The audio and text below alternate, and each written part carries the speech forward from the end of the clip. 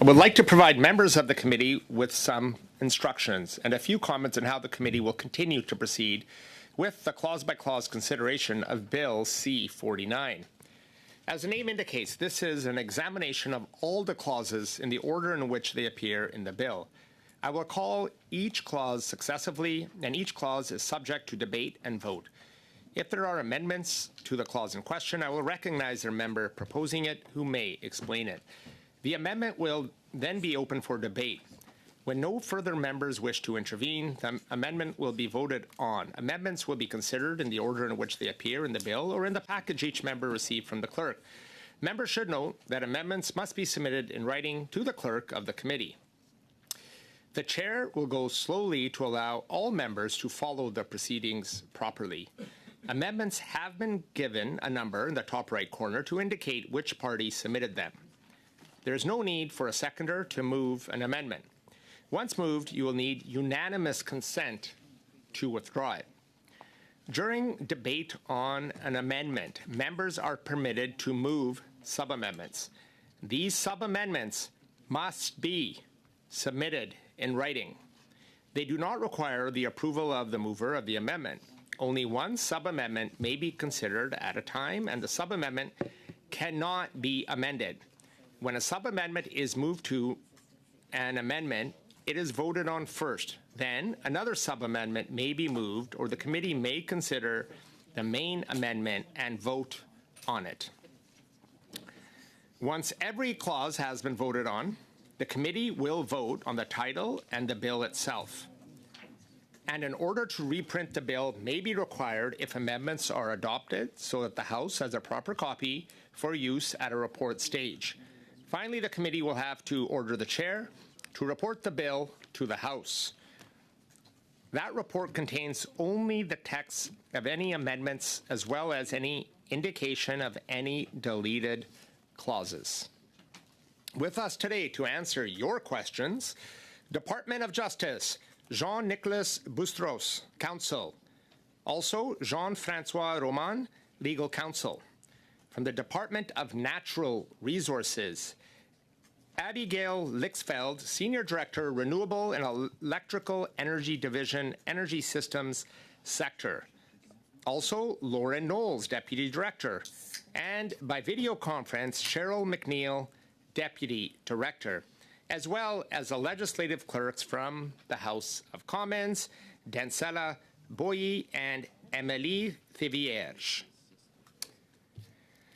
Okay, at the last meeting, the committee had agreed by unanimous consent to stand Clause 147 and also to reconsider and stand Clause 38.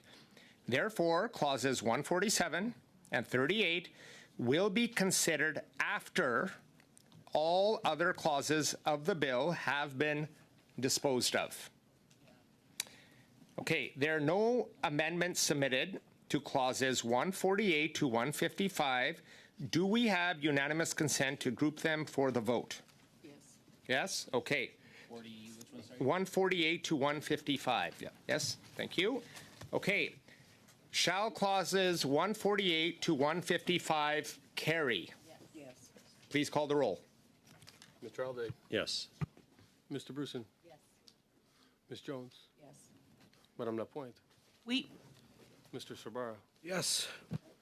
Mr. Dreeshen? Yes. Mr. Falk? No. Mr. Pratzer? Yes. Ms. Stubbs? Yes. Mr. Simard? I love you. No. Mr. Angus? Yes. That's 8 yeas, 9 yeas, 2 nays. Clauses 148 to 155 carry. We'll now proceed to clause 156, G16. Mr. Bruson, go ahead. This is similar to G2, which was previously carried, and we need to be keeping consistency between the Newfoundland and Nova Scotia versions of this bill. So I support that we vote in favor of it. Just as a reminder of what it's about, is it's part of a group amendments that would allow for a separate coming into force of certain clauses in the bill that pertain to the Impact Assessment Act. Thank you, Mr. Bruson. Any other debate? No debate. Shall Clause 16 carry? Yes. Please call the roll. Mr. Aldag, Yes. Mr. Bruson, Yes. Ms. Jones, Yes. Madame Lapointe, Oui. Mr. Sorbera, Yes. Mr. Dreesen, Says yes. Yes. Mr. Falk, Yep. Mr. Patson, Yes. Ms. Stubbs, Yes. Mr. Simard, Mr. Angus, Yes. 11 yeas, no nays. G16 carries. Shall Clause 156 as amended carry? Yes. Please call the roll. Mr. Aldag, Yes. Mr. Bruson, Yes. Ms. Jones, Yes. Madame Lapointe, Oui. Mr. Sorbera, Yes. Mr. Dreesen, Yes. Mr. Falk, Yes. Mr. Patzer, Yes. Ms. Stubbs, Yes. Mr. Simard, No. Mr. Angus, Yes. 10 yeas, 1 nay. Clause 156 carries as amended. There are no amendments submitted to clauses 157 to 168. Do we have unanimous consent to group them for the vote?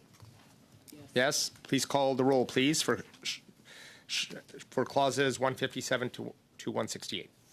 Mr. Aldag, Yes. Mr. Bruson, Yes. Ms. Jones, Yes. Madame Lapointe, Oui. Mr. Sorbera, Yes. Mr. Dreesen, Yes. Mr. Falk, Yep. Mr. Patzer, Yep. Ms. Stubbs, Yes. Mr. Simard, No. Mr. Angus, Yes. 10 yeas, 1 nay.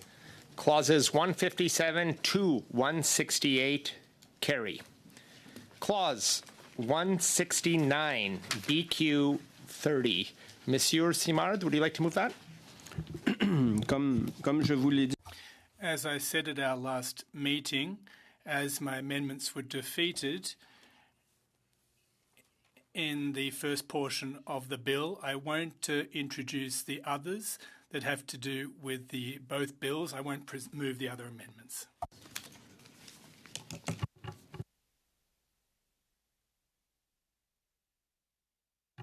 Okay, so we will proceed to the next.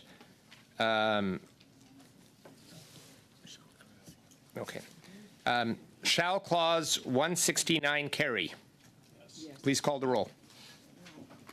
Mr. Aldag, Yes. Mr. Bruson, Yes. Ms. Jones, Yes. Madame Lapointe, Oui. Mr. Sorbera, Yes. Mr. Dreesen, No. Mr. Falk, No. Mr. Patzer, Nope. Ms. Stubbs, No. Mr. Simard, No. Mr. Angus, Yes. 6 yeas, 5 nays. Clause 169 carries.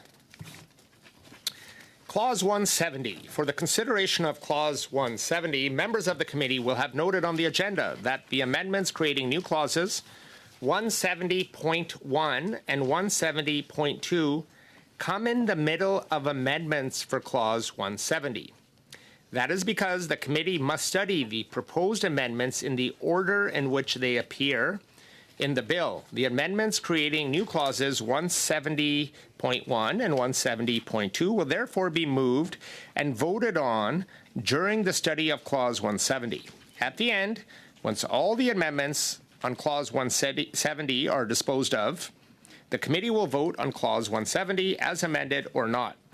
If amendments to create new clauses 170.1 and 170.2 are adopted, they will be reflected in the reprint of the bill that will be produced for the use at report stage. For G17, Mr. Bruson, go ahead. So, as I had mentioned with the last one, this is to maintain consistency between the two bills, Newfoundland and Nova Scotia, Newfoundland and Labrador and Nova Scotia.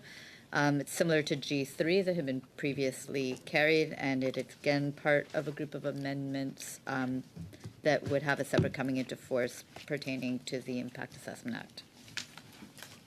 Any further debate? No? Okay. Oh, yes, Ms. Stubbs, go ahead. We will, we're going to vote against this clause and the amendments, but just take the opportunity to, again, impress upon Canadians and all elected members of this committee that it behooves the government to fix their catastrophic unconstitutional Bill C-69, which should have been done even before members are in the position to try to assess C-49 adequately, given how many clauses from C-69 that are also designated by the Supreme Court of Canada for being unconstitutional are in Bill C-49. That's a responsibility and an error on behalf of the Anti-Energy NDP Liberal Costa Coalition, and so Conservatives will vote against that for these reasons, and it's the government's job to fix the mess they made. Thank you, Ms. Stubbs. Okay, so we'll now go to a vote on G17. Shall G17 carry? Yes. Please call the roll. Mr. Eldag. Yes. Mr. Bruson. Yes. Ms. Jones. Yes. Madame Lapointe. We. Mr. Sorbera. Oui. Mr. Dreeshen. No. Mr. Falk. Nope. Mr. Patzer. Nope. Ms. Stubbs. No. Mr. Simard. Oui. Mr. Angus. Yes. 7 yeas, 4 nays. G17 carries. We'll now proceed to new clause 170.1, G18. Mr. Rusin, go ahead. This is same as what I've said on the previous amendments today. It's similar to G7, and it would ensure consistency between the Newfoundland and Labrador and Nova Scotia versions of the bill. Any further debate? No? Please call the roll. Mr. Eldag. Yes. Mr. Bruson. Yes. Ms. Jones. Yes. Madame Lapointe. We. Mr. Sorbera. Oui. Mr. Dreeshen. No. Mr. Falk. Nope. Mr. Patzer. Nope. Ms. Stubbs. No. Mr. Simard. No. Mr. Angus. Yes. 6 yeas, 5 nays. G18 carries as amended. Oh, sorry. G18 carries. Clause 170 CPC 13. Is there a member who would like to move it? CPC 13? Yeah, I got it. Mr. Patzer, go ahead.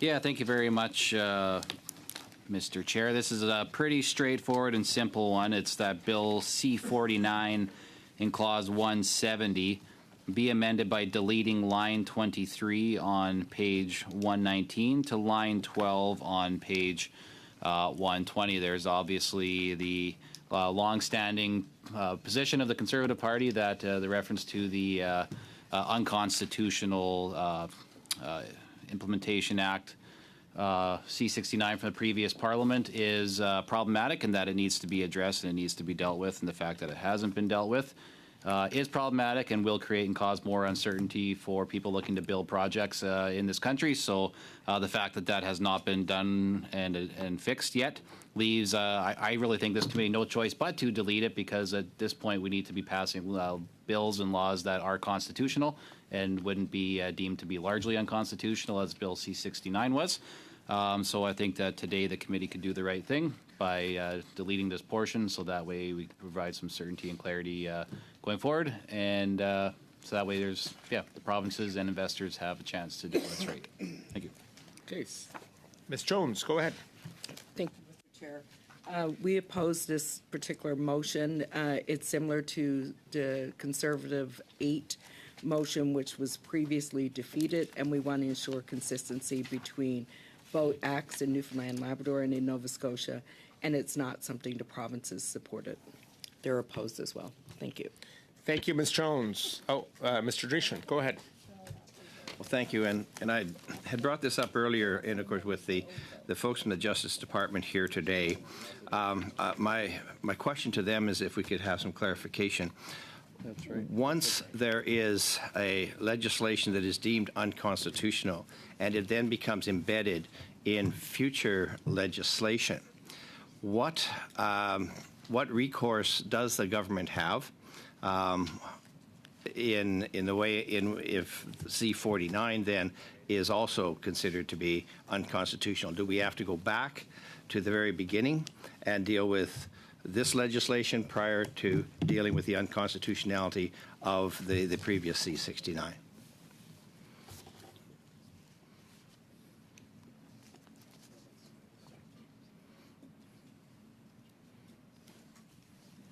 I'd like to thank the member for their question. So as you're aware, a number or group of motions have been brought forward that would provide for a separate coming into force of certain clauses in Bill C-49 to allow for consistency across the statutes as the government intended or intends to bring forward changes to the Impact Assessment Act at the earliest opportunity this spring. This is gives us the flexibility to ensure that if amendments to the IAA require amendments to C-49, that we have the ability to bring those forward and ensure alignment across the statutes. And that's what I can offer as a Mr. Boustrous, being from the Justice Department, I suppose perhaps I should have directed it specifically there, because I understand what you can do within the legislation and the thoughts, but I'm talking about unconstitutionality.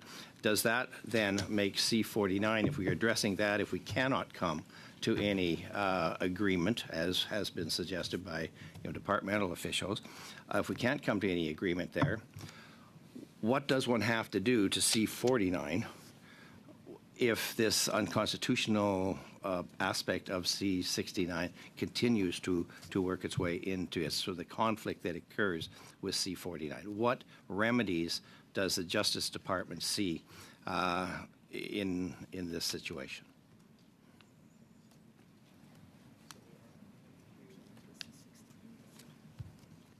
Can I take just a moment? Sure. I think that'd be a straightforward.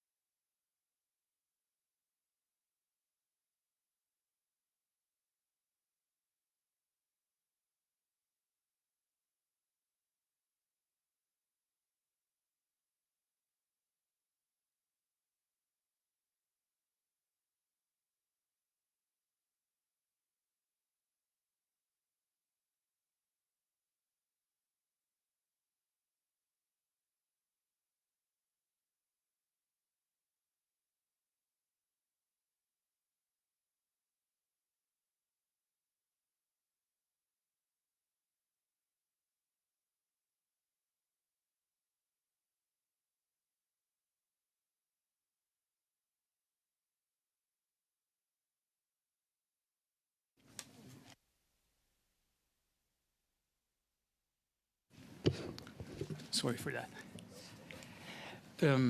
So the intent of these provisions is really to coordinate, as was mentioned before, to make sure that when the Impact Assessment Act amendments come into force, that they'll work with what is found in C-49. When Parliament adopts a provision, the expectation is that it's going to be constitutional. But in this case, there is no, the only intent in this case is for both pieces of legislation to work together. It's not something which is related to the Impact Assessment Act in this case, in this bill.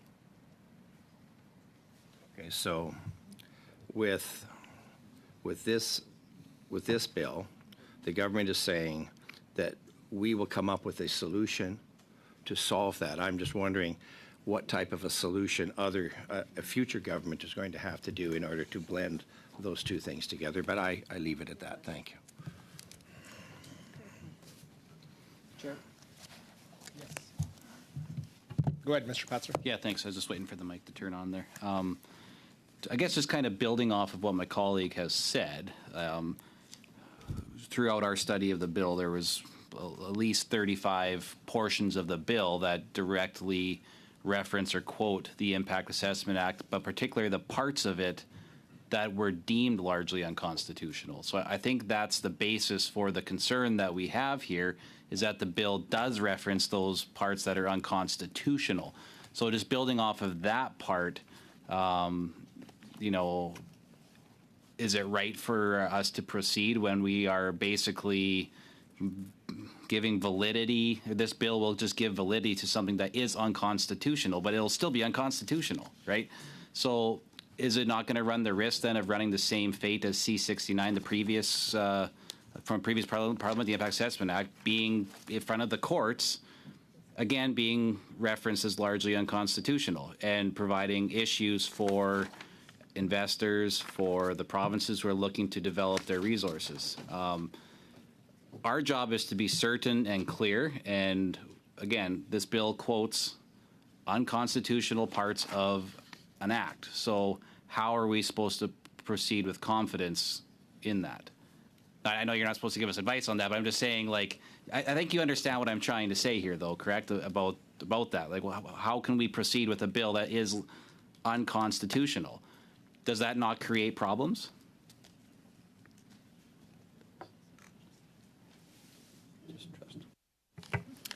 I'd like to thank the member for the question, and perhaps my justice colleague will have some additional insight to provide, but I would just like to say that it's important to remember what these amendments actually do, and what they do is codify in the Accord Acts what the regulator will do during an impact assessment process. So it's about the ability to collaborate with the impact assessment agency on the impact assessment of a designated offshore project. And this is something that is of keen interest to us, but also the provinces, and we have worked really hard to make sure that these amendments respect joint management by having a role for the offshore board and how they will provide advice to the agency at steps of the impact assessment process without altering in any way that act. So as amendments come forward to that act, if there was any misalignment, then the separate coming into force provisions that we have brought forward or that have been brought forward through the motions would allow for us to continue to work with our provincial colleagues to ensure consistency across the statutes in a way that achieves the intent of these amendments, which is to clarify the role of the regulator in that process and to respect joint management. Yeah, it's the alignment between the two provisions is, we don't have a problem with that. We understand the need for that, right? Fully get that, fully respect that. But it's the unconstitutionality of the Impact Assessment Act in and of itself that's embedded in this. That's where the issue lies, right? It's not, we're not opposed to making sure that things align. I mean, that is our job as legislators, to make sure that we pass good laws. So making sure that we have a bill that is in alignment the way it should be, we should do that here, and that's what this amendment generally does. But the rest of the clause, and there's a few more clauses after it, are directly related to and tied to the Impact Assessment Act, the parts of it in particular that were ruled as largely unconstitutional. So how can we proceed with a piece that references an unconstitutional document? Because basically what we're doing is we're making sure that both parts of the Accord are unconstitutional now too, by mirroring it. That's basically what's happening. So that's where our concern lies. So when it comes to from the Justice Department side, how can we how can we proceed with that? I don't know how we can proceed without that. I mean, unless people around this table know the exact date when the government is going to be fixing the Impact Assessment Act, maybe the government knows that, and it would be beneficial if they could tell us that. Maybe the department people know that. If you do, it'd be beneficial to this committee, but also to Canadians and investors to know when that certainty and that regulatory provision is going to come because it's needed. And that was the whole point of the reference case, because no government in Canadian history has ignored a reference ruling by the Supreme Court. So that's the foundational argument we're trying to make here as to why are we proceeding with something that is unconstitutional. But, I mean, again, if somebody wants to let the cat out of the bag here and tell us when it's going to happen, I mean, that would help. Then we could go along with it, because then we would know. But to just say the coming in effect date's going to be later, but we still don't know when the Impact Assessment Act is going to be fixed, that does nothing for us. So I hope you can appreciate the pickle that we seem to be in here on this.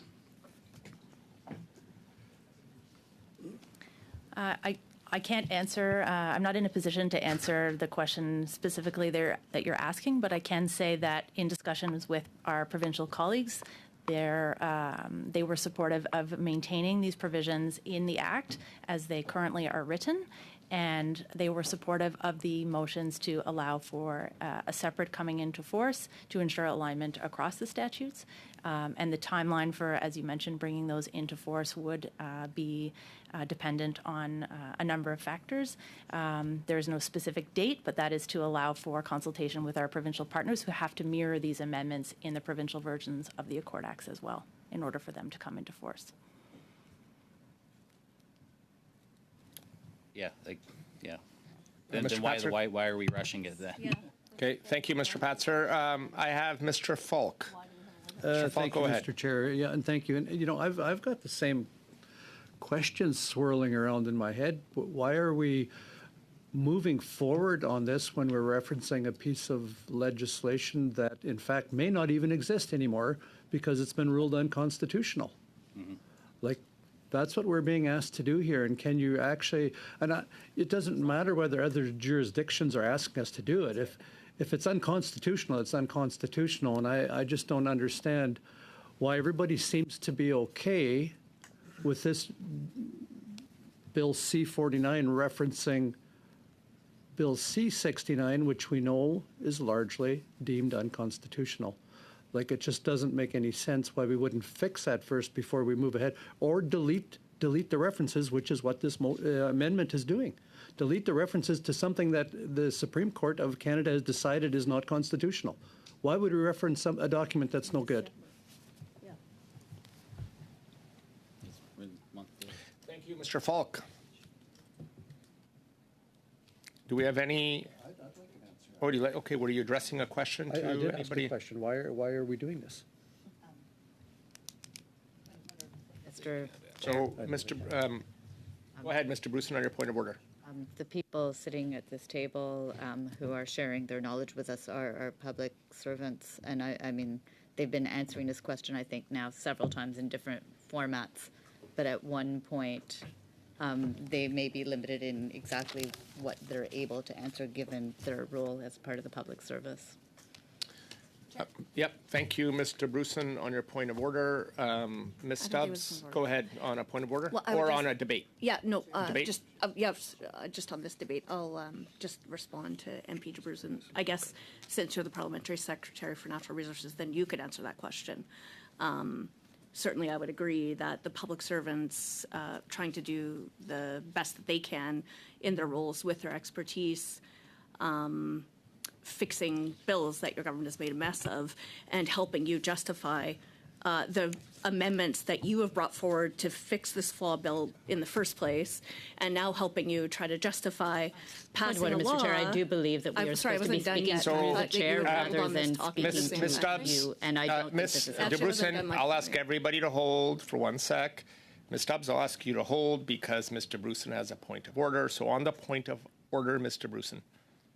Mr. Chair, it's not, we're supposed to speak through the chair rather than to say you, Point of you, order, and Chair. unless they are Mr. Chair, asserting point that of you, order. Mr. Chair, So, is doing all of point these of things. order. Thank you, Mr. Bruson, for your point of order. Mr. Patzer, you have a point of order. Yes, I do. And my point of order is that she actually didn't even raise a point of order. She started talking over my colleague, and No. you granted as a point of order. So that actually is a problem. So we need So- to make sure that you do this properly. Okay, colleagues, when a member says point of order, and I hear a member say point of order, I recognize the member, but as we've gone through this over several months previously, I do want members to be able to speak, but if there's a point of order, I want to allow that member to have their point of order brought forward. So now that it's been brought forward, Mr. Bruson had a point of order. You had a point of order, Mr. Patzer. I'm going to go back to Ms. Stubbs before I go to Mr. Angus and others who want to speak, because Mr. Angus also has his hand up. I did see you, Mr. Angus. Now I'll go back to Ms. Stubbs. Go ahead, Ms. Stubbs. Thanks, Chair. And if it helps then to the Parliamentary Secretary for Natural Resources, through you, Chair, I would suggest that she could perhaps enlighten this committee and all Canadians and investors and provinces and municipalities and Indigenous communities who have all challenged C-69, including senators, including every single premier and territorial leader who opposed it either outright or called for major overhauls. And moving forward, of course, to the Supreme Court decision that less than 6% of the bill is constitutional. The vast majority of it is largely unconstitutional, which was made in December.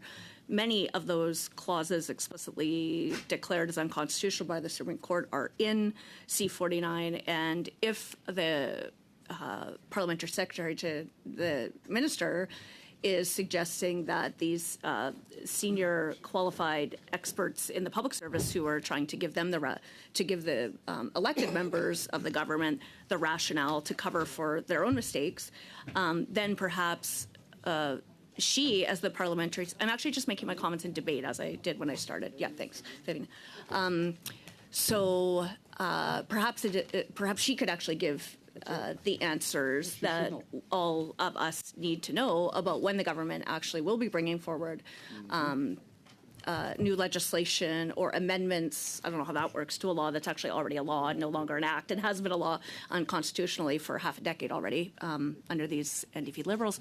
I think it would behoove her to answer for clarity to the elected members here and all Canadians when those changes would be happening. And then I'll just reinforce the points that my colleagues are making, which is that it is ridiculous that we are being asked to pass this legislation brought forward by the NDP Liberals when we made the proposal in December that they could take the time to get C-69 fixed first, then we would move to C-50, or then we would move to C-49, then we would move to C-50 after that. But here we are in April, the government is in April, the government is saying they're still promising legislation. That hasn't happened. And the point of my colleagues are making is that obviously if this bill gets passed with those sections unresolved, it will come into force with a lack of certainty and a lack of clarity about its constitutionality, about legality, and automatically, obviously, invite legal challenges by the same groups or other groups involved in the challenges to C-69 all the way up to the Supreme Court of Canada. So, kudos to the public servants for doing their jobs. This actually isn't their mess to fix, but it certainly is the ministers. And since the parliamentary secretary is here and saying that the officials shouldn't answer any more of these questions, perhaps she can. Thanks, Chair. Thank you, Ms. Stubbs. I'll now go to Mr. Angus. Mr. Angus, go ahead. The floor is yours. Thank you, Chair. We always seem to have to start again with simplistic, simple explanations. Bill C-49 is updating the Atlantic Accord. The Atlantic Accord is a long-standing piece of legislation that was negotiated between Newfoundland and Labrador and the province of Nova Scotia. The Atlantic Accord has been undermined in the past, attempted to be undermined, and that was the previous Conservative government, and Pierre Poilievre was in that government at the attack on the Atlantic Accord. It didn't go well. So when we get letters from the premiers of Newfoundland and Labrador and Nova Scotia calling on the federal government to update the language on the Atlantic Accord so that we can move ahead with new employment opportunities and new energy projects, our responsibility is to make sure that that language is updated so it can do the job it has done. It has never been challenged as unconstitutional. It hasn't been opposed. So we keep going back to square one because the Conservatives want to fight about Bill C-69. My concern is the longer we delay, the more we're guaranteeing that workers in Newfoundland and Labrador and Nova Scotia are being undermined because the projects that are getting off the ground are going to jurisdictions where they have the certainty that legislation is actually going to be passed and not filibustered. So C-49 is constitutional. It has been constitutional. It has never been opposed. So I would hope that we can get this done so we can move on to other pressing matters. Thank you, Mr. Angus. I'll now go to Mr. Patzer. Mr. Patzer, go ahead. 49 is a lot. Yeah, thank you, Mr. Chair. Those same premiers have also written a letter to axe the carbon tax, but so we're still awaiting a government to do that too, maybe. So, and I would appreciate that member's support in supporting the premiers on that one too. But the point. The point, Mr. Chair, of why we are here, and the reason what a lot of these amendments are doing is actually the amendments that the government's proposing are to delay the implementation of the act because they have to consult with the provinces because they didn't do their job yet. And fix the impact assessment. And they got to fix the Impact Assessment Act because it's been ruled largely unconstitutional. So that's the problem. So why not take this bill, make sure that there are no unconstitutional elements to it, make sure that we're passing something that will actually withstand the test and not have to go before the courts as from a previous parliament, Bill C-69, now known as the Impact Assessment Act, has done. It's had to go to the Supreme Court, where it was ruled unconstitutional. I don't think the provinces and the industry want this bill to suffer the same fate. We know that they want the updates to the Accord. We know that, and we get that. That's what we're here to do. We support that. What we don't support is passing an unconstitutional bill. That's why Conservatives are doing the work here and now at committee to prevent the same fate of C-69 being the same result for this bill we're working on here today, which is C-49, the Atlantic Accord Implementation Act. So we are trying to do the best that we can now, so that way there's certainty in the long run. So I understand that that might be hard for some members to get, but that is what the point of this exercise here today is to do, and that's to do our job as legislators. Thank you. Mr. Bruson, go ahead. Perhaps actually if I can ask the officials this question, because it might be helpful for the entire committee to hear this answer, is that CPC 8, which is a mirror to CPC 13, was voted down by this committee when we were discussing the previous bill and its application. So maybe if you can help us to understand the importance of ensuring consistency between the Newfoundland and Labrador and the Nova Scotia bills, and in whether it would be acceptable to have different clauses and different wording in the two bills.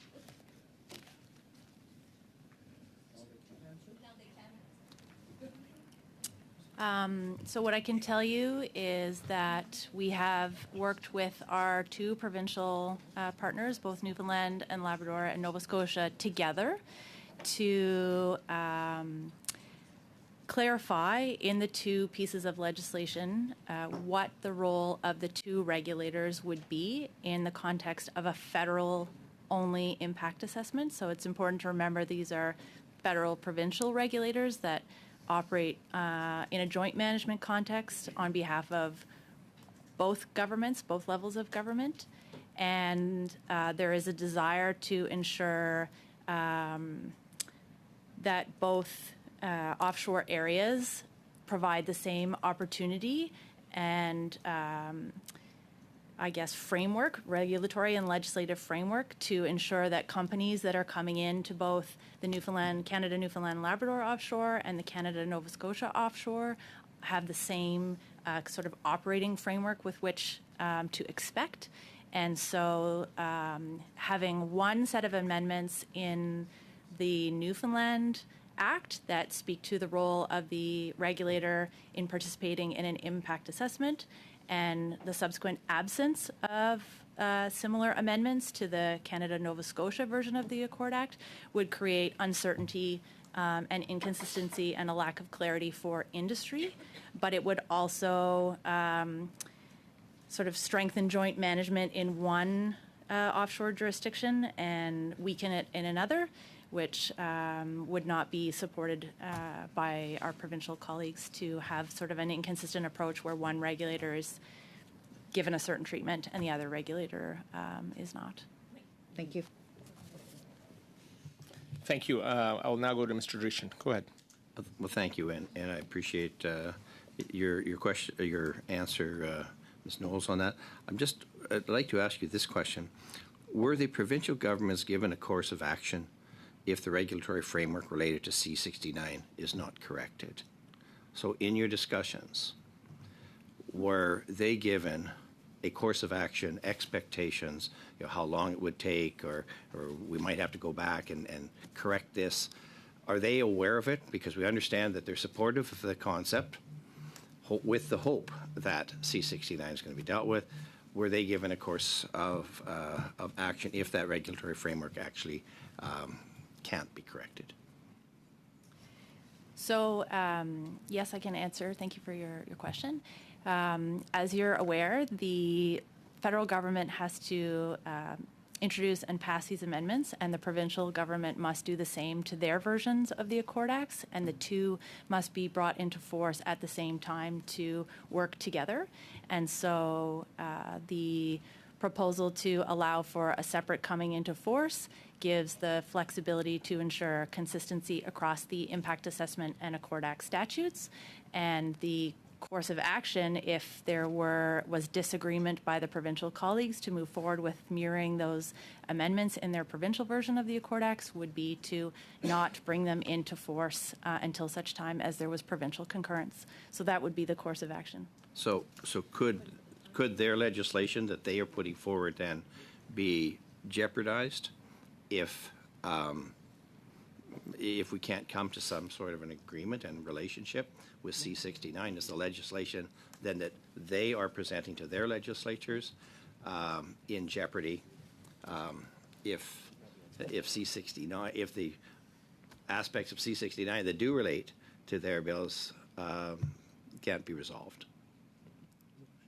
I would say no, because they can still introduce and pass the same amendments that you see in the rest of Bill C-49, and they could take the same approach to introduce, if they wished, the same amendments related to impact assessment, and also provide for a separate coming into force of those amendments so that we could work in lockstep together. So no, I wouldn't see that any uncertainty on C-69 would prevent the rest of Bill C-49 from proceeding, or the provincial mirror amendments, because we have an administrative approach to allow for the bill to proceed and to allow for those IAA amendments to come forward and ensure consistency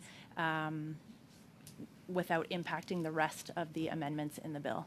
So therefore, the fact that C-69, if it continues to be considered unconstitutional, then they aren't using some reference point from a federal piece of legislation that is going to somehow jeopardize the legislation that they put forward in their legislatures. It would be up to the provinces to determine what they would introduce in their legislatures and when and the timing of that introduction, and that could include a delayed coming into force for those clauses related to the impact assessment. And that was the course of action. I was wondering whether or not you had spoken of. Thank you. Okay, I think we've exhausted debate on CPC 13. So can we call the roll, please? Mr. Elday. No. Mr. Bruson. No. Ms. Jones. No. Madame Lapointe. Entre. Mr. Sorbera. No. Mr. Dreeshen. Yes. Mr. Falk. Yes. Mr. Pratzer. Yes. Ms. Stubbs. Yes. Mr. Simon. No. Mr. Angus. No. 4 yeas, 7 nays. CPC 13 fails, does not carry. We'll now go to G19. Mr. Bruson, go ahead. So this is similar to G9 that was previously carried by this committee. And as I've mentioned, it's important to ensure consistency between the Newfoundland and Labrador and Nova Scotia versions of this bill. It is to correct an inconsistency between the English and French text of the bill. Yeah, I don't see any further debate. Please call the roll on G19. Mr. Eldag. Yes. Mr. Bruson. Yes. Ms. Jones. Yes. Madame Lapointe. Oui. Mr. Sorbara, Oui. Mr. Dreeshen, No. Mr. Falk, No. Mr. Pratzer, Nope. Ms. Stubbs, No. Mr. Simard, Oui. Mr. Angus.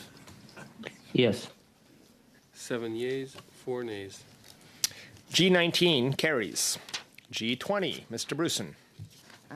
Thank you, Mr. Chair. This one is similar to G10 that was previously carried by the committee. Again, consistency is important. This one makes a change to the French language. Ça remplace le mot et. It replaces the word and with the word or. Recommend we support this.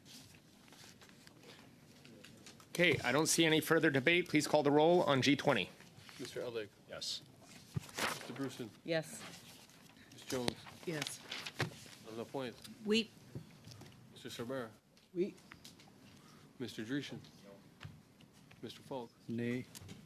Mr. Pratzer, Nope. Ms. Stubbs, Nay. Mr. Simard, No. Mr. Angus. Yes. 6 yeas, 5 nays. G20 carries. New clause 170.2. G21, Mr. Bruson. So this is similar to G11 that had been previously carried by this committee. Again, consistency is important, and this is part of a group of amendments with a separate coming into force. I don't see any further debate. Please call the roll. Mr. Eldig, Yes. Mr. Bruson, Yes. Ms. Jones, Yes. Madame Lapointe, We. Mr. Sorbara, Oui. Mr. Dreeshen, No. Mr. Falk, Nay. Mr. Pratzer, Nope. Ms. Stubbs, No. Mr. Simard, No. Mr. Angus. Yes. 6 yeas, 5 nays. G22. G21 carries. We'll now go to G22. Mr. Bruson. Alors celui-ci, de nouveau, So once again, this will just to amend an error in terms of the choice of words. And of course, we want both of the bills to be consistent. So we delete the word which or what and change it in that manner. And we already, in fact, supported this change earlier. I don't see any further debate. Please call the roll.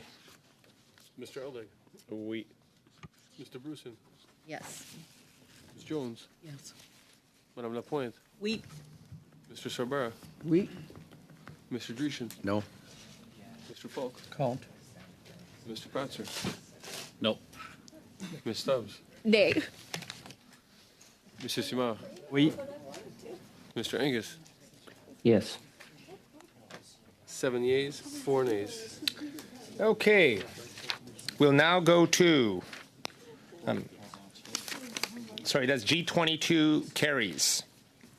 We'll now go to, shall clause 170 carry as amended? Please call the roll. Mr. Eldig, Yes. Mr. Bruson, Yes. Ms. Jones, Yes. Madame Lapointe, We. Mr. Sorbara, Yes. Mr. Dreeshen, No. Mr. Falk, No. Mr. Pratzer, Nope. Ms. Stubbs, No. Mr. Simard, No. Mr. Angus. Yes. 6 yeas, 5 nays. G70 carries as amended. There are no amendments submitted to clauses 171 to 184. Do we have unanimous consent to group them for the vote? Not yet? Not yet. Okay, so we'll go to the first one. Shall clause 171 carry? Yes. Yes. Please call the roll. Mr. Eldig, Yes. Mr. Prusen, Yes. Ms. Jones, Yes. Madame Lapointe, We. Mr. Sorbara, Oui. Mr. Dreeshen, No. Mr. Falk, No. Mr. Pratzer, Nope. Ms. Stubbs, No. Mrs. Simard, No. Mr. Angus. Yes. 6 yeas, 5 nays. Clause 171 carries. Shall Clause 172 carry? Please call the roll. Mr. Eldag. Yes. Mr. Bruson. Yes. Ms. Jones. Yes. Madame Lapointe. Oui. Mr. Sabara. Oui. Mr. Dreeshen. No. Mr. Falk. No. Mr. Patzer. No. Ms. Stubbs. No. Mr. Simar. No. Mr. Angus. Yes. 6 yeas, 5 nays. Clause 172 carries. Shall Clause 173 carry? Please call the roll. Mr. Eldag. Yes. Mr. Bruson. Yes. Ms. Jones. Yes. Madame Lapointe. Oui. 171 to Mr. 184. Chabert. We. Mr. Dreeshen. After all that. Mr. Falk. Yes. Mr. Patzer. Oh, yeah. Ms. Stubbs. Yes. Mr. Simar. No. Mr. Angus. Yes. So we got 9 yeas, 2 nays. 170. 173 carries. 170, yes, we have Mr. Patzer. There we go. Just waiting for the microphone. Yeah, we'd be good to group. I think we're on 174 now. 174 up to 184? 184. Yes. Okay. So do we have unanimous consent to group 174 to 184? Yes, we do. Okay, thank you. Agreed with us. Shall clauses 174 to clause 184 carry? Please call the roll. Mr. Eldag. Yes. Mr. Bruson. Yes. Ms. Jones. Yes. Madame Lapointe. Oui. Mr. Chabert. We. Mr. Dreeshen. Yes. Mr. Falk. Yes. Mr. Patzer. Yes. Ms. Stubbs. Yes. Mr. Simar. No. Mr. Angus. Yes. 10 yeas, 1 nay. Clauses 174 to 184 carry. Clause 185, G22.1. Mr. Bruson. Again, maintaining consistency, but just to know, this amendment makes it clear that royalty owners are not party to a unit operating agreement and do not have to approve it. And the unit operating agreement is an agreement between the working interest owners and would not involve the royalty owners.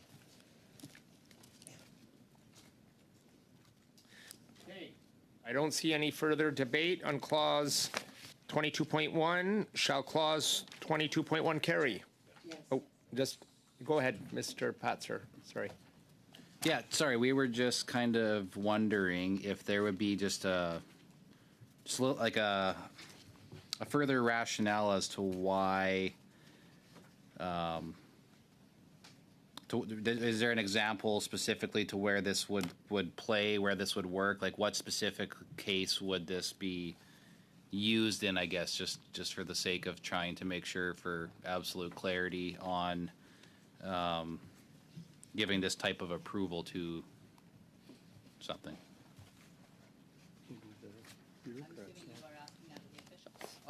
Yeah, or you, as you move the amendment. So I guess if you have an answer to, that's fine. But through you or through the chair to Ms. DeBruson, if she wants to answer, that's fine too. But I guess if the officials have an answer, I'm fine too. But I would think the parliamentary secretary would maybe have some comments on it. But Thank you, Mr. Patzer. Do the officials or Mr. Bruson, would you like to add any I know further that clarity? the provinces have supported it, and I think that the officials would be well placed to answer the question in more detail. Thank you. Officials? Cheryl McNeil online. Cheryl, please go ahead. Thank you. This would be in respect to where there would be pools, petroleum pools found that straddle different administrative boundaries. And so in that instance, the parties would work together to agree to a unit operating agreement. And the unit operating agreement deals kind of with property matters, so the unitization of rights and interests. And while the other deals with procedural matters, so how the working interest owners would make those operational decisions. So those would be the differences between the two. Thank you. Mr. Dushan? Thank you. And then to Ms. McNeil, the transboundary pools, the assumption is that that is interprovincial, but are we dealing in any way, shape, or form, do we have to deal with Canadian-U.S. boundary pools? Has that been taken into account in this particular discussion? Thank you. Yes, so these amendments could work with respect to both domestic pools as well as those that would straddle international boundaries, such as Canada-US or Canada-France, for example, with the St. Pierre et Miquelon off the south coast of Newfoundland and Labrador. So does this also deal with international waters then? That's a similar type of argument then that you would have there? I'm not sure I understand the question. The nose of the Grand Banks. Well, the nose of the Grand Banks, for example?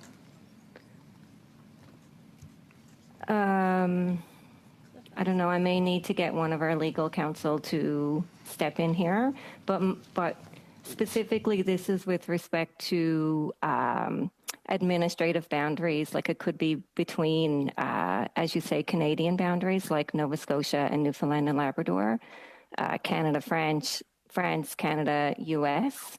I don't believe that it would extend beyond kind of the outer continental shelf, the extended shelf, and into international waters.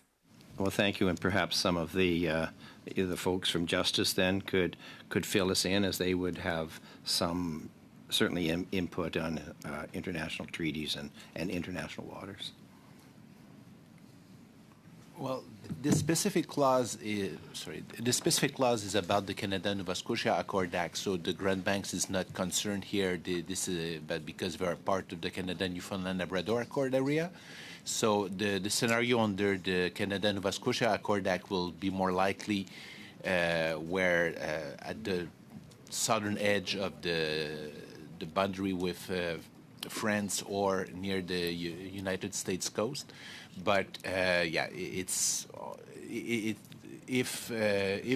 it's with international waters, there's no other appropriate authority. The clause of UNCLOS says that it is the country that which continental shelf extends beyond the 200 nautical miles that will have authority. So it's not a transboundary pool in that case. Okay, so there is a specific definition of a transboundary pool that you and as legal people and the department is satisfied with? Yes. Is that what I am to understand from that? Okay, thank you. Okay, I'm going to go to Mr. Patzer. Thank you. And just maybe the officials, if you could just help clarify another couple points for me here. And it says the regulator and the appropriate authority may approve the unit agreement, ... Just wondering, if we're dealing with interprovincial boundaries, would it then not include multiple authorities? Like, I'm just wondering, should that be a plural word, or just again, we have a regulator and you have an authority, but are there not multiple authorities? Because as I understand, there's a federal department, then there's also the two different provincial agreements here, right? So should that be a plural word? Because if it's interprovincial, would it not be both of them? And if it